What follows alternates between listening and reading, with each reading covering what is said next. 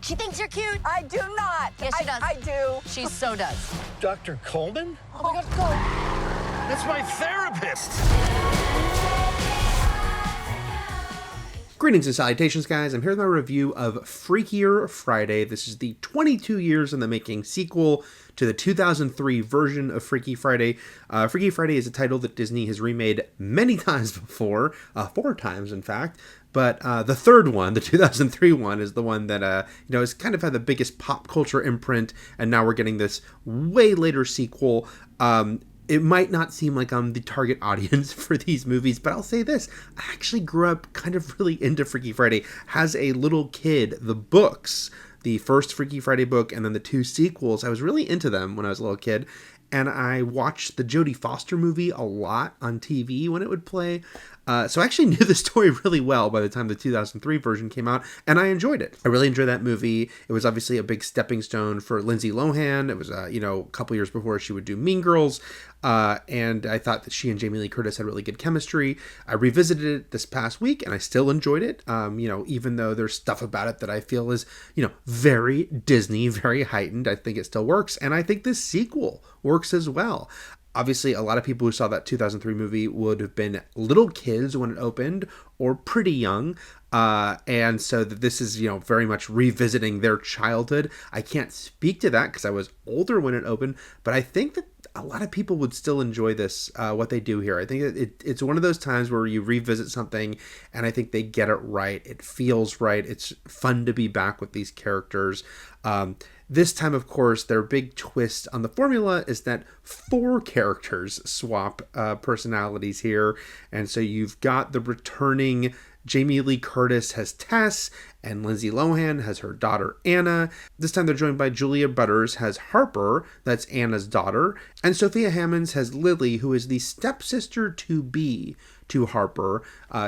We start this movie and Lindsay Lohan's character is about to get married, and we've got these 2 teenage girls who don't like each other at all. They're told they're going to be step siblings. They're not happy about that. And now everyone gets mixed up, these 4 characters, and everyone's in each other's bodies. Here's the thing. I'm not even going to say who ends up in who right now, because one thing about the movie is it takes a little while to remember who's who. Even in the trailer, I think you might have gotten the idea that it can be a little confusing at first when you've got 4 characters and you're seeing Jamie Lee Curtis and you're seeing Julia Butters and you're seeing all these people, and it takes a little bit to remember, okay, that's who's in this person's body.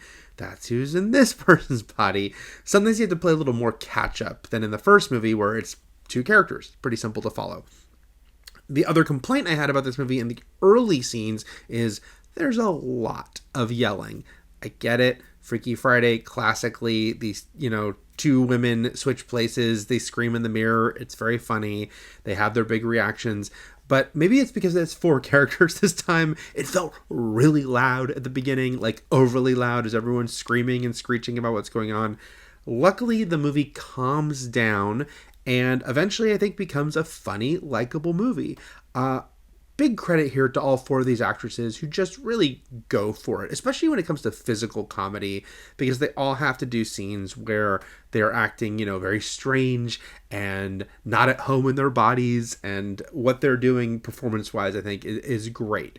And that goes for, people like Jamie Lee Curtis and Lindsay Lohan are not only returning to their characters, but obviously are, veterans at this point, but also these young actresses with Julia Butters and Sophia Hammonds. Sophia Hammonds, I believe this is her feature film debut. She's really good. And then Julia Butters just really does feel like, just a huge star of the future. She was such a discovery when Tarantino put her in Once Upon a Time in Hollywood when she was this little kid acting against DiCaprio. She's great here, playing both the actual girl she's playing and then playing her own mother inhabiting her body. You see there, I'm giving you one of the character swaps there. I just was really impressed by everyone. And also, it's hard not to just feel good seeing Lindsay Lohan in this movie, because obviously she has had quite the up and down journey through Hollywood. And, there's been so much sort of turmoil with her life and her career. But there was this point where she was, leading all these movies in the mid 2000s and was sort of this big, bright, shining star. And it feels good just to have her back, starring in this big Disney sequel to a movie that was one of her big breakout hits back in the day. I was mentioning the physical comedy aspect that all the actresses are asked to kind of deliver on, but Lindsay Lohan gets a really great sort of centerpiece scene involving that. It's her daughter in her body. She is trying to impress Jake, Chad Michael Murray, returning from the first movie, in a very ridiculous, basically young teenage girl trying to act glamorous way that Lindsay Lohan gets to kind of fully throw herself into, and got a lot of well-deserved big laughs at the screening that I saw this movie at. Also, there's a little bit of a funny, I don't know how meta this was meant to be. They must have talked about it a little bit, but because a central conceit of the movie is that the two teenage girls, because they're in the two adults' bodies, they conspire to break up their parents. They have this plan because they don't want to be step siblings. They don't want their families blended together. They're going to break up this marriage because they are in the adult bodies where they feel that they can manipulate things. And so there's this sort of obvious idea that this is a reverse Parent Trap.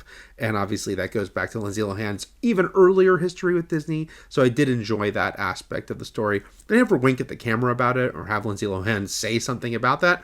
I just thought it worked really well to have her in this story that can play on that history beyond the fact that it's a sequel to Freaky Friday.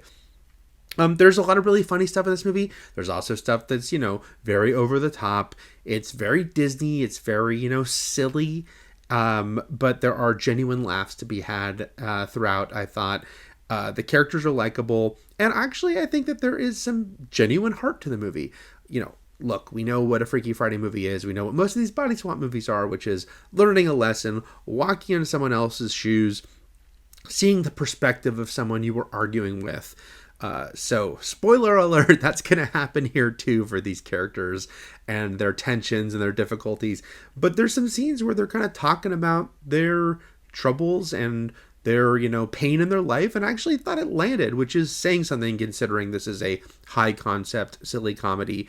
And the fact that all these actresses are playing different women who are different ages than they really are.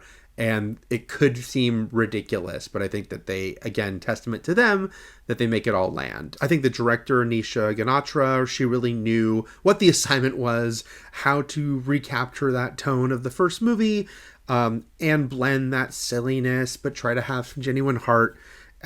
This is a funny sequel as far as bringing back so many characters from the original. I was actually really glad I rewatched the original this past week because they bring back I think almost a dozen characters from the first movie, from the main characters to sort of the deep cut characters, and make most of them work. It doesn't feel too gratuitous when people pop up. They also don't go over the top with nudging you about what happened in the first movie, which I appreciate. They do kind of assume you've seen it, but I think that's a safe assumption to make. Even though this is 22 years later, even though they want kids to see it who would not have been around for the original, I think they assume, okay, at this point, their parents could have shown them it, and probably would have before they go to see this movie. Also, by the way, when I'm talking about the reaching into the past and references to the past, Pink Slip, they're one of the all-time great fictional bands, right? In a movie, they're one of the great movie bands. And yes, they are present in this movie too, as we see what has become of Pink Slip. And it was very satisfying to see them and to get one particular song, of course, gets its reprise in this movie. So yeah, I mean, this is kind of, you kind of know what you're getting when you go into this. But I think the main thing is that it gives you what you want. When you do these decades later sequels, there's always the chance of it falling flat. There's always the chance of trying to recapture something and not doing it. But I think this one does succeed. I also think it manages to do enough of a variation on the first one. Look, there is direct callbacks. They also make it the week of a wedding, just like the first movie. But there's enough of a difference with the two girls and their dynamic, so it doesn't just play off the mother-daughter thing again. That's also important here with the different mother-daughter-parent relationships going on. But you get this other thing with these two girls and their rivalry, and where they kind of have to find some common ground here. So yeah, I enjoyed Freakier Friday. I think that it delivers everything you would want from a movie called Freakier Friday. Will we get Freakiest Friday? Who's to say? But why not? let's go for it. All right, guys, those are my thoughts on Freakier Friday. If you can like and you can subscribe, that would be excellent. I'll be back. Take care.